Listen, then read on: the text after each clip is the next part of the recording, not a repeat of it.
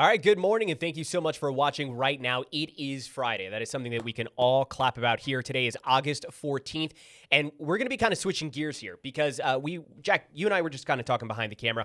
A lot of times we're starting our shows with the top pressing news story of the day. If it's national, if it's international, it oftentimes is obviously based here in San Diego because San Diego always finds itself here in the news. But we're going to kind of switch gears here. Yeah, even we deserve a Friday. That's right. You know? I like that. There's a lot of news every single day, and we love covering it, but we got a lot of exciting things happening, not just every weekend here in San Diego, but in the coming months, especially in the September-October region. Yeah. That's why we are here today, and we have a really exciting show. You know what's so funny is the rest of the country kind of like doesn't look forward to the fall coming. You know, it's winter is coming. It's That's Game all of I Thrones, look forward it's to. the chill. I hate summer. I know. I am not a summer person. I love fall fall. is where I thrive. Here in San Diego, we're going to enjoy football. It's going to come on at 10 a.m. And you know what else we can still do? We can still have a cold beer. We can have a wine. We can have food. I don't know if you guys are catching what we're picking up here. Music to my ears right now. But we have joining us in studio today an award-winning food writer, Food Network host, publisher of San Diego Magazine, and the co-founder of the Del Mar Wine and Food Festival. He's also the host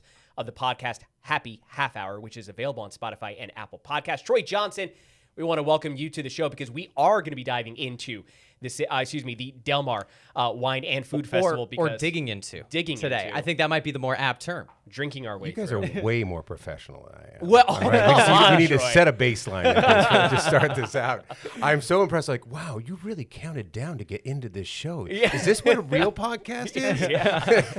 You know, it's so funny because it's live and we are always like wired to like be live because it's always like down to the second. It's down to everything that we're doing. And then I do find that we kind of lose ourselves into the nature of a podcast, which is always a conversation. A lose the live podcast broadcast. should be one of those chambers that you go in and just float with like sensory deprivation. Right? Yep. You lose yourself in it. In any kind of, you guys have done media, and anybody who's ever done any kind of craft or kind of toll painting, I don't know, whatever you do, when you really get into it, you lose yourself and you look up and it's been 45 minutes. Yep. Yeah. You know, you're like, I pray that people actually wanted to listen to what I said. Well, we were talking about this off camera just before the show. When we were getting ready to launch it, myself, one of our other producers here, Trinity, we did a mock podcast, and we were just talking about the Cheesecake Factory. Yeah. And we ended up rattling off stuff about it being a scratch kitchen, which for those of you who don't know, it's a scratch kitchen, and that will just enhance the next time you go there. So we were kind of just sitting there, and we were like, you know, we love talking about the news. We love breaking down the stories for you. But when we're able to have these days where it really is just riffing on stuff that we enjoy. You know, we've been to the Wine and Food Festival. We love it. We love talking about food. You and I have talked about food off camera, in the newsroom, et cetera, et cetera. So when we have these days, yes, we love to let loose. To your point, Mr. Pumpkin Spice, fall is the best time. PSL. It is. I mean, fall is the best time in San Diego. That's our really local is, summer, right? Yep. You know, and I am a human Friday, so I'm glad that I can bring those vibes. I can bring that Friday DNA to you guys. I'm glad to talk about anything. My wife is sitting to the left of me, though, so please keep a few things off limits. Yeah, I was going to say is we almost had the Hawaiian shirt you said, or the pineapple shirt? Or I nearly wore a pineapple shirt. My son is in TK. This is his second day. We sent him off and cried a lot. And, you know, it's just... You've been there, yeah. I cried in my chest. You ever had a chest cry? Mm-hmm. Oh. You're like, it's not outward. Like, she's at the gate outwardly, be able to healthily process emotions and let them out.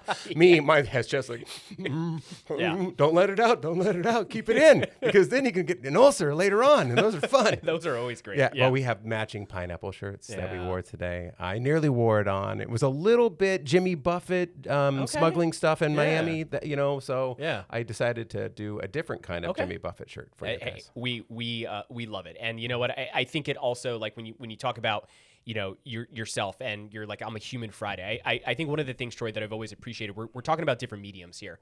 And right now, obviously, we're doing a podcast. You guys have your own podcast, but you started off as a music journalist. You started off with music. Yeah. So how did you go from music to food? And am I crazy to think that that's like a big leap? Or did you find the sort of familiar connections within those two. There's a twin weirdness to them. Yeah. You know, the way I got into food was I got a poetry degree from Chico State. Okay.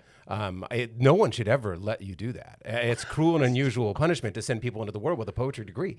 So my dad, I was pre-dental. My dad was a dentist in San Diego. My uncle was a dentist for the San Diego Chargers, and I went to Chico State, the Harvard of the West.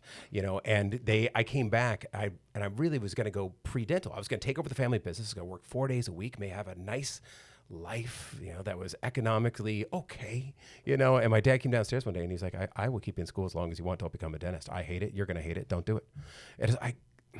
And I looked at the course catalog and I go, I don't know what I want to do. I don't want to do construction management. I have no interest in X. I'm not smart enough for science, you know. So my biggest thing was like, if I don't know what I'm going to do, at least in college, I'm going to conquer a fear. So I got speech communications degree and I got a poetry minor. Wow. And so poetry, which sounds like I'm the least employable college graduate in 75,000 years, you know, actually ended up being the best thing I ever did. The power of metaphor. I was able to write about music. I wrote for Rolling Stone and Spin and, you know, Mojo and all these magazines that were big back in the, you know, the old Coach days that I came out of, you know. And then I had an underground music show, TV show. It was actually it was down the road where Fox used to be. Okay, yeah. And I had exactly Maroon 5's first ever television performance was in a studio exactly like this. Wow. TV on the radio, Jason Mraz when he was just playing in coffee shops. So I started, that was basically mainstream radio and MTV were the only ones that could play new music. Yeah. And so I convinced the new news studio to let me hang a black curtain and invite these touring bands through. We had Brandy Carlisle when she was 17 years old. Wow. Yeah. I mean, a show just like yours. It was awesome. Yeah. It was, and so we made a thing of it. I had a pregame show for the Padres for 2 years, and then the economy just collapsed, and I lost everything. I thought I might have to go sell shoes. I don't know anything about selling. I'm not smart enough to do certain things, but I can write. I knew that, and I thought my career was over. And I took a job at a magazine that was, you know, it's a really fancy magazine, glossy on the cover. It looks really beautiful, skinny people that need a morsel of food on the cover, and they're like, "You're gonna have to write about food," and I was like, "I don't know." So you had no culinary No experience going into this. You had to learn all of this on the fly. My culinary experience was at a burrito shop in Mission Hills at 1 a.m. It was all carne asada and bagel dogs and whatever I could unfreeze from Costco. Yeah. You know, and so That's my diet now. Yes, a lot of it. I'm a parent. That is a lot. Yeah. I've been able now to eat at some Michelin star restaurants and you know and eat with some of the better chefs around the country. But that day, I didn't know what the heck I was doing. So what I did is I sat in my Golden Hill apartment at that time, and I gave myself a culinary degree. I literally locked myself in my apartment for almost a year, and I read on science and cooking, food encyclopedias. I made flashcards, piles, like thousands and thousands and thousands of them. I can still name the national dish of Jamaica. Saltfish and a key because of that. And I started cooking and I started playing, and then a year in, I started writing reviews. The guy that actually hired me was like, "You're not actually going to be writing about food because you don't know anything. Like I can smell the carne asada on you, you know. I can smell like you probably use V8 as a pasta sauce, you know, and which is actually a true story. When I first started cooking, I used V8 and frozen tilapia. Yeah. Okay. Set cooking back 75,000 years. Wow. Yeah.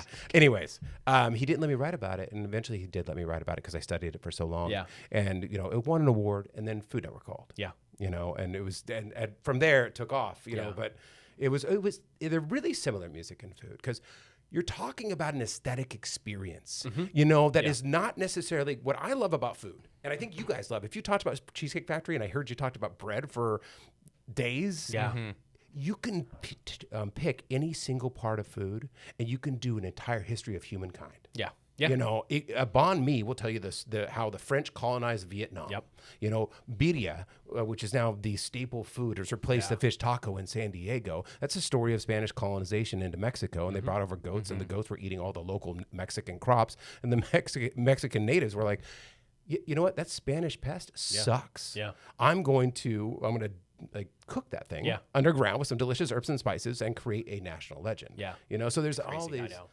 ecology, economy, it all goes through food. And that's something that is reflected in your podcast. We tasked ourselves with listening to at least one episode of your podcast the prior show, to this I interview. apologize and thank you. Oh my God, Well, no. no need to apologize. We smash the subscribe button. Yes, it is followed on Apple Podcasts. Trust me, I will be listening again. But the one that I listened to was with Ethan Yang, who is the owner and the chef of Glassbox. That's at the Sky Deck in Del Mar. And before the interview starts, you do exactly that. You go into this history and fun facts and history about sushi and what led to certain parts being popular. And I'll quickly summarize, probably not as well as you did on the show, but bluefin tuna. How that became a staple, not just in Japan, but here in the United States as well. It was being used. I have to say, like, genuine enthusiasm when he walked into the newsroom and he's like, dude, I'm so stoked. I didn't even say hi to him. I didn't even say hi to him. I just started ranting. Did you know the history of bluefin tuna? Because I feel it's like almost like he discovered fire. Yeah. Like but to see that joy lit in, it's awesome. So that's my passion. Sorry. No, you're totally fine. But that's what the same passion. That's what I felt. I didn't know I liked food, and then I found that story. I found stories like that. And you're like, oh, this is cool. Yeah.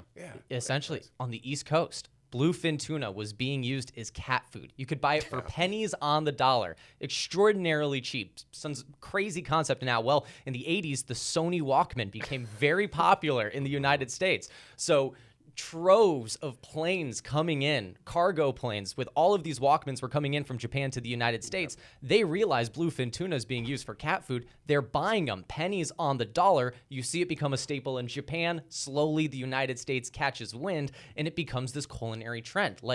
And what I love about it as well is as you tell this story and you tell this history, you're roping in local areas where you're seeing bluefin tuna being prepared in extraordinary ways. So as a listener, not only am I getting hungry, but I'm also learning about it, and it's making me want to go and support these local businesses because I want to experience basically the finality of this story and this history that goes from way back in the 1980s, way back in the 15th century, and it makes its way all the way back to our plate.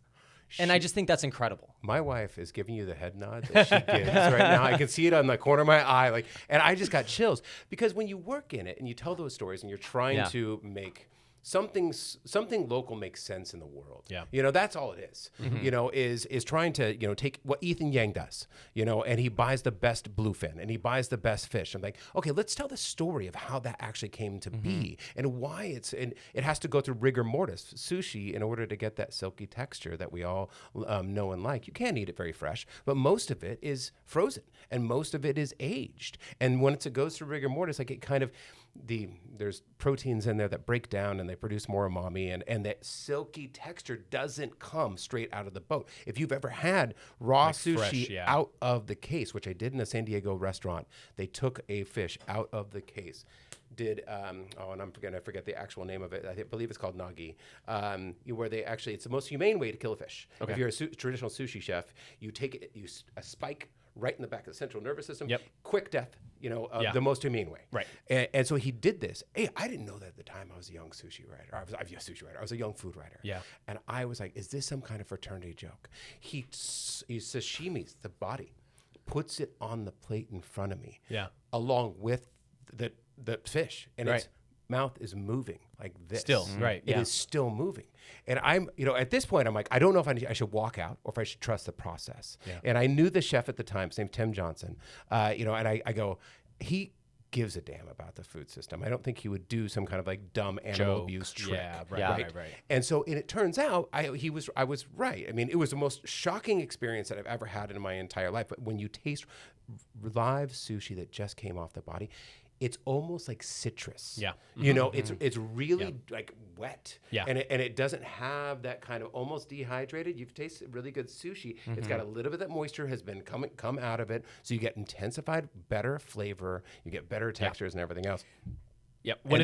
I was just going to say one of the best dishes that I've ever had is being on a boat in the Keys of Florida, catching fresh fish, and then just making ceviche right there. Right on the boat. Exactly. Obviously, there's a little bit of the curing process with the citrus and so forth like that, but there's just something about the fresh off the boat, as you said. Like we are filleting this fish right here and now. Yeah. And it just, Well, you're like a few rungs back in the evolutionary link at that point in time. I know. You know what I mean? Like you're getting closer to where we were, coming out of back when we were dolphins. I don't know evolution, whatever. Breaking news. Actually, I think we evolved into dolphins. We were like, you know what? I'm tired of or this. we're on the way to it and we just don't know it yet. Right. But there's something very simian, and that's all this stuff is why I love food so much. And I mean, eating sushi or eating something raw off the bone, or even eating tartare and things like that. I think that it does activate something in us that's been dormant. We're genetically coded over millions of years, and everything you eat is a hearkening back to some source code in your DNA. That you're like, there's a little pleasure, or there's a little bit like yes.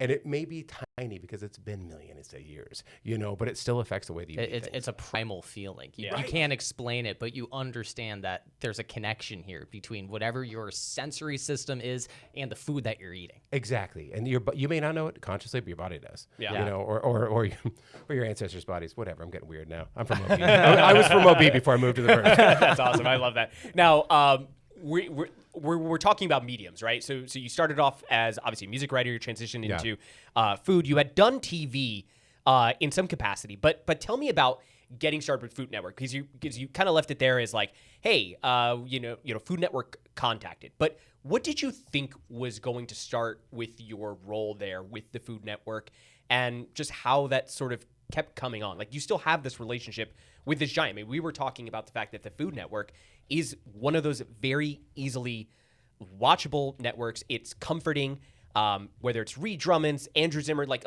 we all have these names growing up, Guy Fieri, obviously, like that we just get associated with. In fact, last year at the Delmar Wine and Food Festival, we saw Guy from afar, and I remember I have this picture of me taking a selfie with him, and he just looks so just like, hi, and I have the biggest dumb smile on my face, and I cropped my wife out of the picture because she wasn't smiling. Her eyes were closed, and I needed to post the picture.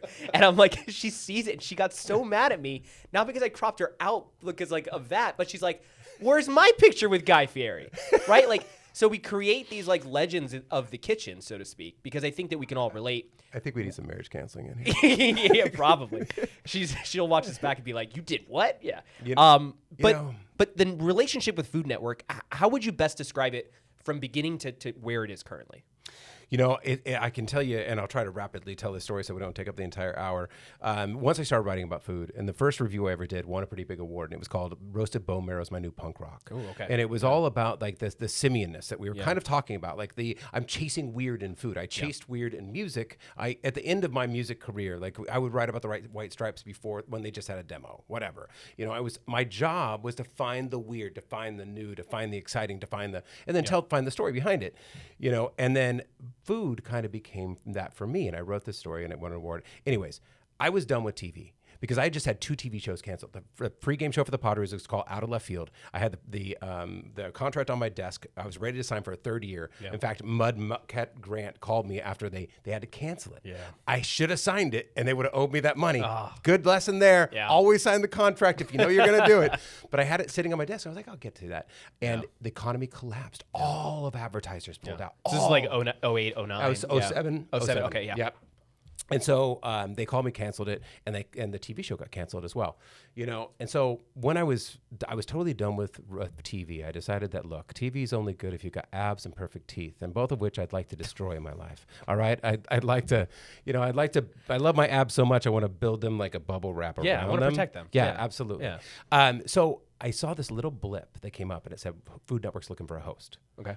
And they had a questionnaire, and I said, okay, I'm going to ignore that. I ignored it for 20 minutes, and I went back to it. I go, oh, God, I'm done with TV. I'm done with TV. I'm done with TV. I go, I'm going to fill out this questionnaire, but I'm only going to give myself 20 minutes, and I'm not going to backspace. Okay. I am only going to answer exactly what comes to my mind in that point and then send it off and never think about it again. Okay. And one of the questions was, and I just didn't care at that point. So I answered so freely, that they're like, how do you cook? And I'm like, I cook like a college person has relations with too much energy and not enough skill, like that. So I answered all this, and I sent it off, didn't think about it again. The casting director called me back about a week and a half later, and he goes, dude, we don't do this. but you made us laugh so much. Yeah. Will you please make a demo tape? Yeah. And I ignored it for 3.5 weeks. And I said, sure, I'll do it. I was still putting it off. 3 a.m. in the morning, I wake up my boxers and I write up this monologue.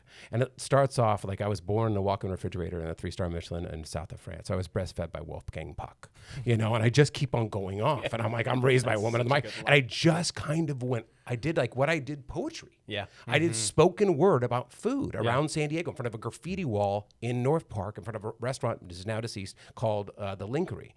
And I sent off this demo tape. I had a friend of mine edit it. And 3.5 weeks later, I'm driving my car in downtown San Diego. It's this terrible truck. I love that truck.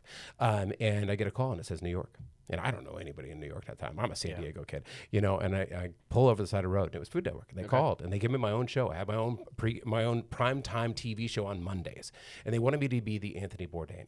I am not Anthony Bourdain in any way, shape, or form. I am a writer. I come from a poetry and literature background, so they figured, well, you're going to be a writer. You're going to do a travelogue. And we did. It was a show called Crave. Took off immediately well. And then Dancing with the Stars, How I Met Your Mother, and Monday Night Football all came into our time slot 6 weeks in. And so everybody's numbers went a little bit of tank. I also maybe gotten a little bit of tip with somebody. Anyways, point being, they canceled my show. Great call. I think I would have canceled it too. Okay. But they sent me off to what's hospice and TV land. They sent me off to Friday nights at 11 p.m. And they just put me on. They're like, let's just run that thing out. We already invested so much money in this kid. Yeah. This kid didn't work out. They literally called me and said, no, thank you, but no thank you. We're going to part ways at this point in time. I said, hey, respect it. Thank you so much for the opportunity. Well, 6 weeks later, I get a call from a friend of mine. He goes, hey, you been watching your ratings? I'm like, no, psycho. Why would I watch my ratings? Like, my career's over. I'm like, I'm not going to sit there and like, maybe they'll come back. Right. You know? Yeah. So I'm like, I'm moving on. Yeah. I'm processing. I'm moving on. And he goes, have you ever watched Twitter with your show? And I go, no, that's even weirder. So he goes, you're number 2 on the network right now behind Guy Fieri. And when people watch your show, they start quoting it. Yeah.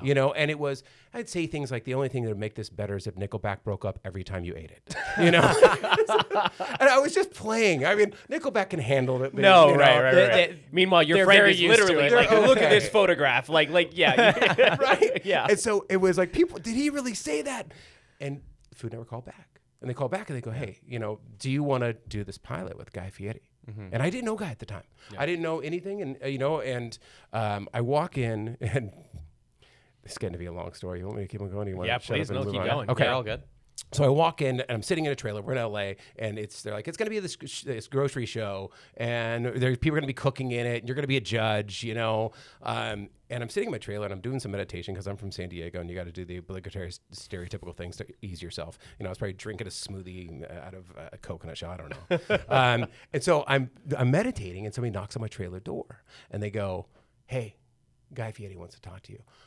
2 weeks before this. So at this point, I am the food critic for San Diego Magazine. It's my job to go into restaurants, and it has been now for 20 years. Yep. To go into restaurants, give an honest analysis. I try to be funny. I try to be informative. I try not to be a jerk. I criticize without being mean. Yeah. That's what I always say. Which is totally, yeah. And so, Guy, 2 weeks before that, I'd gotten the worst review that anybody has ever gotten here. Before I even knew that I was going to work with them, somebody sent this review from the New York Times to me and said, hey, as a food critic who's been on Food Network, what do you think about this?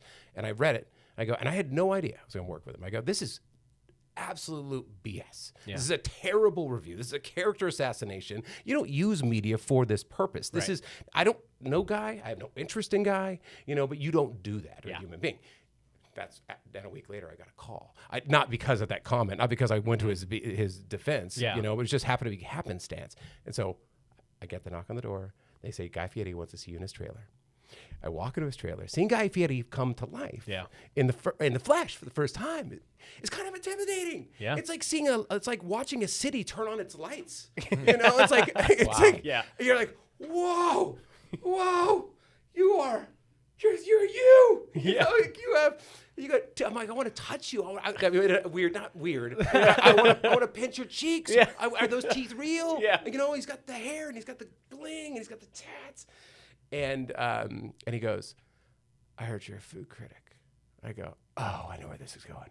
I'm like, oh, he'd just gotten the worst review. And the review was so bad he had to go on the Today Show. You know, and they were like, how do you feel about this review? He was on his way flying somewhere, and he's like, turn around, you got to go to the Today Show. This is massive news. Wow.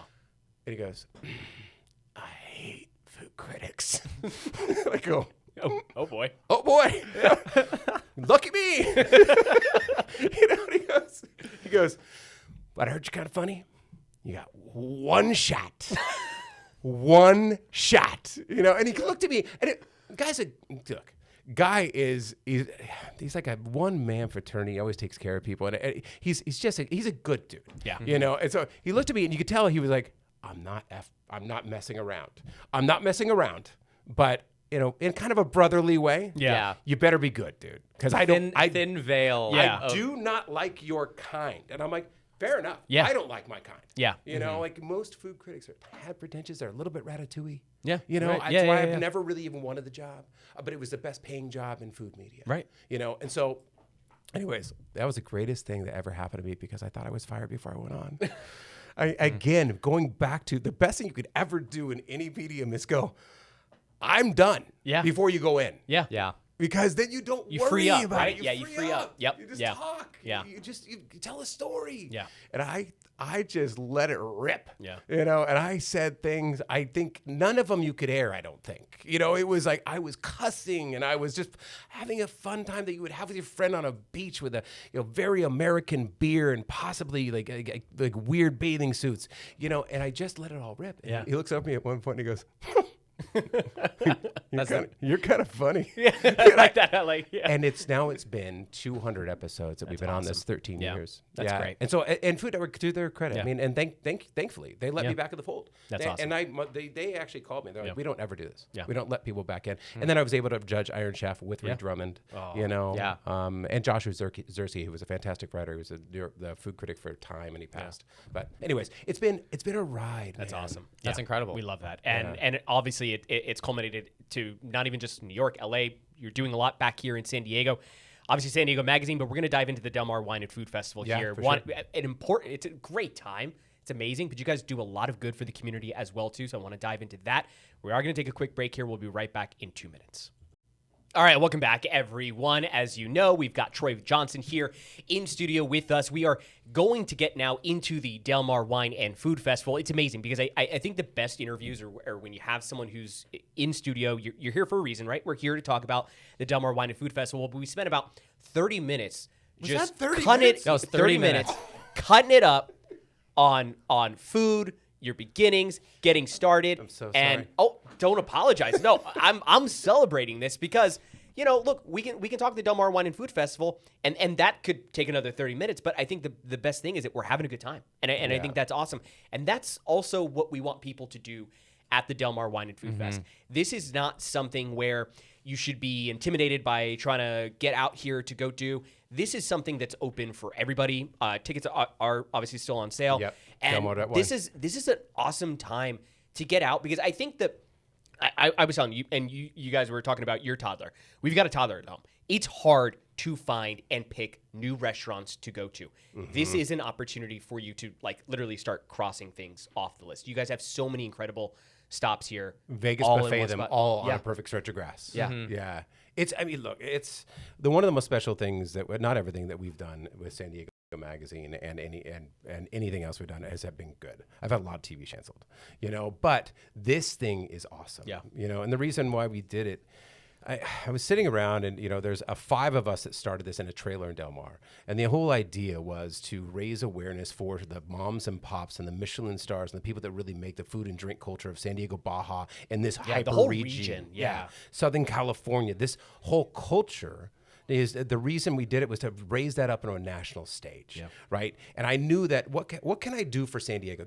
I didn't leave San Diego when I got on TV because I wanted to help build the culture here. That was the main thing. I'm like, if everybody leaves here, this city is just going to be a souvenir cup of California, right? So if we can take all of the best chefs and our favorite moms and pops and everything, put them on the same grass, and then invite all my Food Network friends and to the same grass, they bring their lights in, and that shines onto somebody in Body or Logan, somebody in Convoy, somebody, a chef that made it to the top and is now a Michelin and worked their butts off for 20 years.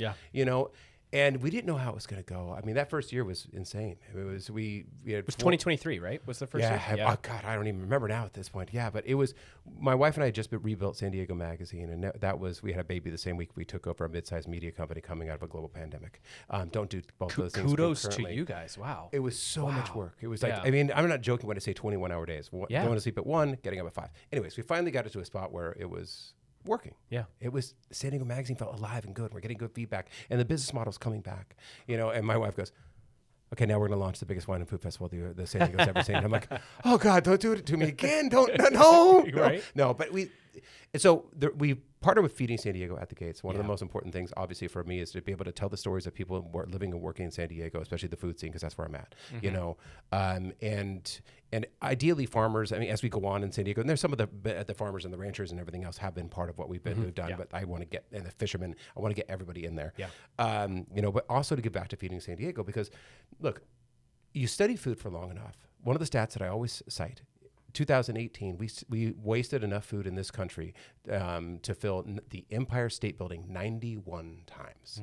We waste 40% of food. And it's not out of, like, we're not jerks. We're not just like, food, No, right. We're not, like some kind of weird Bacchanalian King Lear sort of thing. It's just that the systems are bad, right? And that we would have all this food that's almost as perfectly good, and in 2 days it's going to go bad. You need somebody to intercept that food, perfectly good food, and get it to other people. And that's what Feeding San Diego does. Yeah. So if you're going to cover food and you're going to have an event like this, you better be doing something for the community, for somebody who helps people in need. Yeah. And they're just a hunger relief organization. I think they're one of the best. So we've been able to raise $100,000 for them. And it's awesome. Yeah. And we'll raise more and more, and the festival's gotten bigger and bigger. And they can stretch those dollars so much. So great. Yeah. It's so amazing. When we do those interviews with Feeding San Diego, and they're telling you about how far they can stretch $1, you're just like, it's incredible. It's incredible work. It's an incredible organization. Yeah. So, I mean, so the festival, it got big real quick. Yeah. It was special. You knew it the first year you were. I didn't know. I actually looked at my partner. He hates when I say this. His name's Chris Finn. He's one of my core partners. And I go, dude, I got all the chefs, and I got all the people, and I kind of, I'm the culinary director, so I did all this, and he was in charge of operations, and a great person, Allie, that works with us, in charge of operations. And I go, when I showed up, I'm like, is this going to be Fire Festival? Is T-Pain going to be crying in the corner? Bologna sandwiches just like rolling down the street, and I show up, and you see it, and you see that grass, and you see all those chefs and all that cooks. It is a real party for the city. In this perfect grass over the ridges going towards the ocean, you're like, what is this? It's a Narnia. I couldn't believe it the first time we went. We went last year, my wife and I, and it was like we joke. There's one of my coworkers, her and her husband. We both have toddlers, and we're like, it's our one parents' night out, double date, like day thing. And you're home by 7, or if you want to go to the after party. I stayed out later. I'll be honest. I don't know what time I ended up being back home. I got safely home, but I don't know what time it was. But it was. You go into it with these like expectations of like, oh, there's gonna be like lines, and we'll be patient. But like, you guys do such a good job of curating everything. I remember there was this. She's gonna kill me for saying this, but her husband loves tuna tartare, and I think it was the Pachanga chef who was there, who was serving out these tostadas with a little bit of tuna tartare on, and he went back like 3 or 4 times. I kept looking at him, and he just had a new one every time, and I'm like, Louis, are you gonna eat that or what? And he goes, no, this is my 4th one. And I'm just like, there's no line? He goes, no, I mean, it's a little line, but like everybody's cooking, everybody's going, there's not a bad time to be had there. Well, and that's what I don't like food festivals. I've never liked big food festivals for the simple reason that they feel too packed. Right. They feel too packed. They feel like you're always in line. It's just so much trash everywhere. And this is not me. This is the operations of this festival. There's Guy and Mark Murphy who showed up. I want to mention them, and the Food Network chefs. They didn't have to do this, and I couldn't pay them the first year. I said, look, you guys, we've been friends for a long time. I'm trying to do something special for San Diego. Would you guys show up and use your talents? I'll fly you out. I'll put you up in a nice hotel. They get thousands. Guy, I don't know what he gets, $75 million to show up somewhere. Jeez. And he said, look, I'll do it. It's for San Diego. He loves San Diego. Yeah. So he showed up. They all showed up. Which is so cool. And especially, because you make these connections in the industry. And look, they're busy people, right? Like they have things that are going on. But the fact that you have that connection with them, I think it also speaks to the nature of what it is that you're doing with this festival. Yeah. Look, I didn't tell the stories of San Diego's food and drink culture for money. If you want to make money, you go to be a doctor. You go be a dentist, like I said earlier. You know, I did it because I'm passionate about it. Because I want to help build this culture of the city. And dumb or not, you know, I've stayed here to do that. You know, and when you do it for those reasons, and you've been in the trenches with them, I didn't tell their stories along the way in the last 20 years to finally get them to some place where I can make money off them. I'm like, no, let's build something amazing and big, you know, for the city. And I think that just comes across. If you're a storytelling mechanism and you've been in the trenches with people for a long, long time, every chef in San Diego is like, yeah, dude, I'll do it. Because we've been there.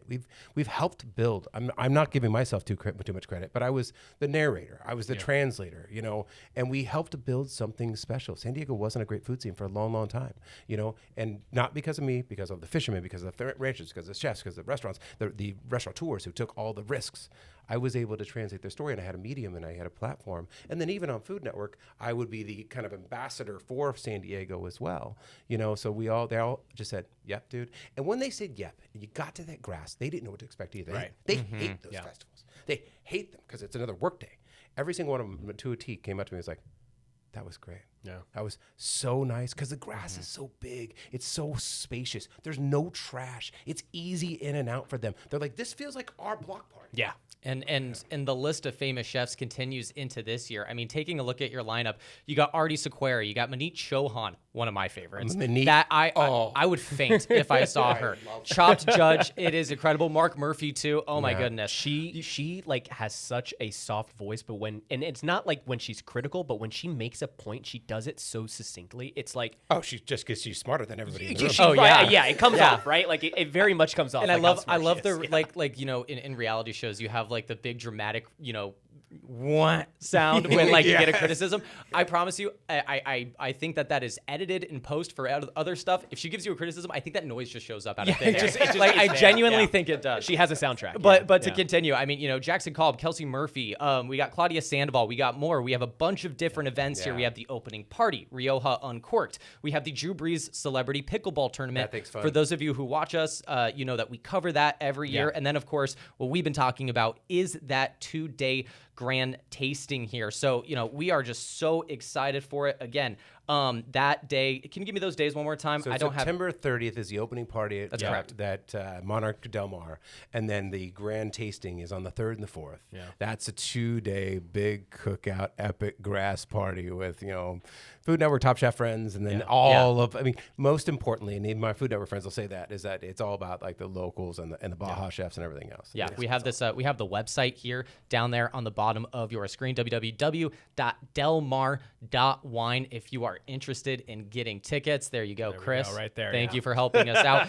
Okay, Troy, we got about 5 minutes here before we gotta cover the actual news of the day. As much as if we could have you on for another. I do not want to be actual news. If I'm ever actual news, it's not going to be good. I promise you, we will let you sit that one out. Yeah. But one of the things that we want to do before we send you off here is do rapid fire questions. For, you know, I'm sure a lot of people are probably in your shoes. They're interested in food, but they have no experience, and they want to know what are the right places to check out so that perhaps they can or even expand just guidance. Their palate. I know I might just take this information, watch it on YouTube later, and then just make a list of these restaurants. But we want to do some rapid fire questions here. So, Chris, I'm going to let you start it off. All right. You just get back from a long trip, international, but you've been missing San Diego.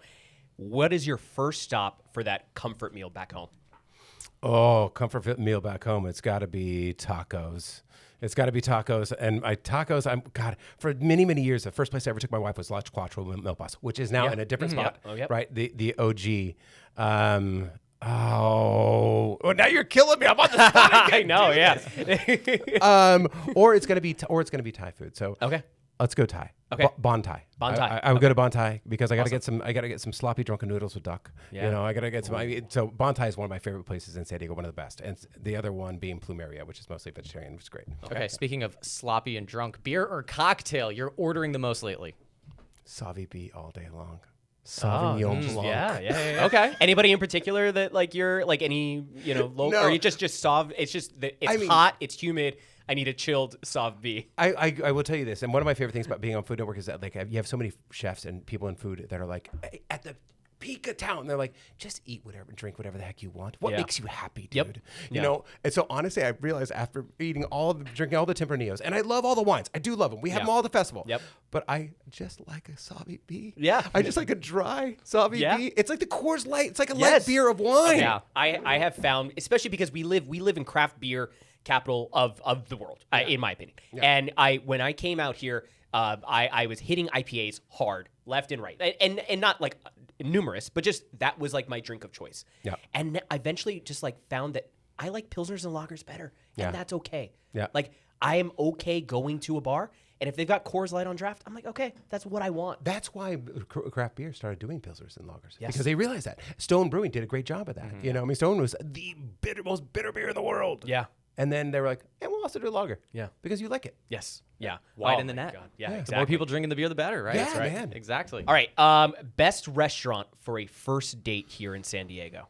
Okay, so for me, there's two of them, and I'll say really quickly. One is Little Lion, and you're going to do this either during the day or the night, because Little Lion is the last restaurant on the edge of the earth. It is in OB as you get into Sunset Cliffs. So if you're going on a date, you go there and then you walk the cliffs, right? So Sunset Cliffs is, I guess I'm really traditional. I didn't realize that everybody did this. This is where I proposed to my wife. The sandstone cliffs, where everybody's jumping off now, right? Yeah. But they're epically beautiful. Yeah. And we all discovered them during the pandemic when we're like, oh, we need somewhere outside. We need to be outside. Yeah.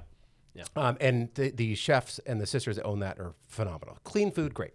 The other one is Kingfisher. Kingfisher for me is one of the best restaurants in San Diego. It's Vietnamese based, but Pan Asian. Yeah. And they got nominated for James Beard Award when they first opened up. It's on the top of Golden Hill, right? And it's right next to a 7-Eleven. You would not expect it, but you walk in, it's all brass and beautiful and wallpaper and everything else. And the food is so good. They have a congee, which is just basically a rice porridge from Vietnam, which has like egg yolks and cured fish sauce and mushrooms. It's amazing. Their tartare's amazing. So it's this beautiful place, but it's also urban, because I don't want to go. Yeah.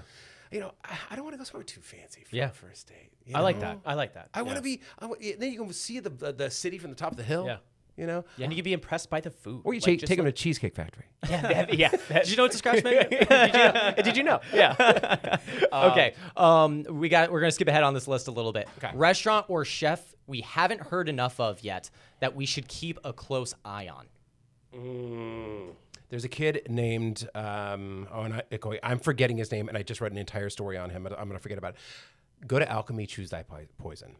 Alchemy Choose Thy Poison is in Barrio Logan, and it's this tiny. It's right next to the freeway in an area that you would not expect. And this guy is cooking some of the coolest, best, most beautiful food. And there's a 10-seat restaurant. It's like a little art micro hotel. The actual window into one of the rooms is right there. Everybody told me about it, and because I've been doing this for a long time. People are like, "You're so dumb. Why haven't you been here?" And I'm like, "Okay." They bug me and eventually I go, "This is one of them. Alchemy Choose Thy Poison." It's Spanish. It's Mexican cuisine. So he does like a ceviche negro, which is phenomenal. He does like a riff on pupusas, which is phenomenal. Okay. Yeah. That is my one spot that I'm like, you will hear more of that guy, because everybody I send to it is like, oh, that's great. All right. This next one's going to throw you off, and my wife watches this. She's going to kill me. Is a hot dog a sandwich? No. I refuse in my heart. All right. Yes, technically. But if you live life technically, that means that you organize your pants and fold them and put them on hangers. And I don't want to be that kind of person. All right. No. Oh, man. Well, Troy, thank you.